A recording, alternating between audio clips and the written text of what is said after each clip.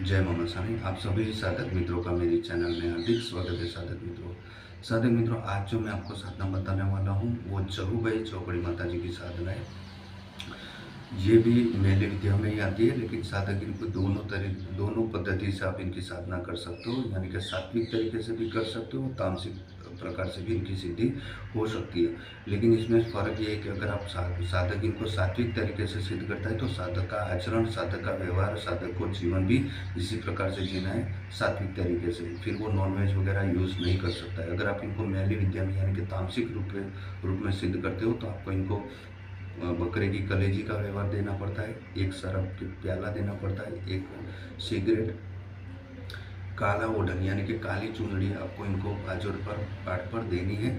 और फिर आपको 108 बार जो मैं मंत्र बताता हूँ उस मंत्र को 108 बार पढ़ना है। ठीक है। अगर सात्विक तरीके से इनका व्यवहार कर मैं आपको बताता हूँ, सात्विक तरीके से अगर आप इनको सिद्ध करना चाहते हो तो 1.25 सेर चावल लेनी है, कि 650 ग्राम चावल लेके उसमें घी और गुड़ डाल के फिर उसका भोग लगाना है। एक नारियल दे देना है माता जी को, और सिगरेट तो आपको देनी ही है माता जी को, और फिर चुंदड़ी भी आपको पाट पे रख देना है। और इस प्रकार से 108 बार इनकी साधना जो होती है वो गेट के बाहर यानी कि जो हमारा दरवाजा है उसके बगल में, यानी कि जहाँ पे भी इनकी साधना करने से तुरंत इनकी सिद्धि प्राप्त हो जाती है। रात्रि को 12 बजे के बाद इनकी साधना की जाती है।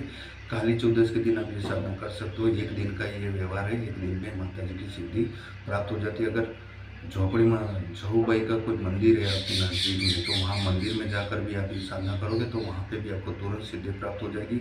अथवा तो मसान में जाकर भी ये साधना करोगे तो भी वहाँ पे भी आपको सिद्धि प्राप्त हो जाती है। नदी के तट पर बैठकर भी ये सिद्धि आप कर सकते हो। अपने गुरु से परामर्श करके पूर्णतः साधना विधि जानकर ही ये साधना करनी चाहिए। मैं मंत्र बता देता हूँ। मंत्र इस प्रकार है। ओम गुरु जी जड़मा कमर कमरमा काकड़ी क्या बैठी जहुबे झापड़ी क्या थी आवी बड़ा मसान की आवी खप्पर में खाती आवी रुदर में नाती आवी मारू धारेलू काम करती आवी मारी हलकारी मारी ललकारी ना आवे तो रामला झापड़ानी दुआई फरे तेथी ना आवे तो धूड़िया धूड़ीनी आण फरे शब्द साचा पिंड काचा चलो मंत्र ईश्वर वाचा वाचा चुके तो भी सुखे।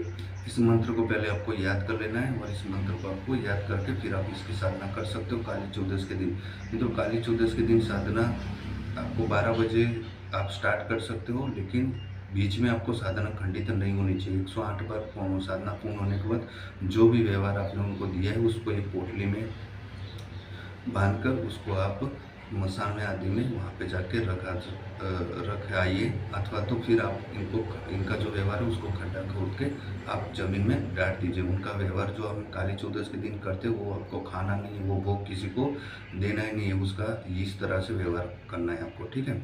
तो मित्रों, जो मैंने आपको साधना बताई, इसके अलावा रामबाई झोपड़ी, दीपोबाई झोपड़ी, अखतबाई झोपड़ी, कारोड़ी झोपड़ी, रूपाबाई झोपड़ी, वीरबाई झोपड़ी, ऐसी कोई भी झोपड़ी माता की साधना हो या फिर सती सिकोतर की साधना हो, कोई भी देवी की साधना से संबंधित आपको जानकारी चाहिए काली चौदस के निमित्त से, तो आप मुझे व्हाट्सअप कर सकते हो, मुझे कमेंट कर सकते हो।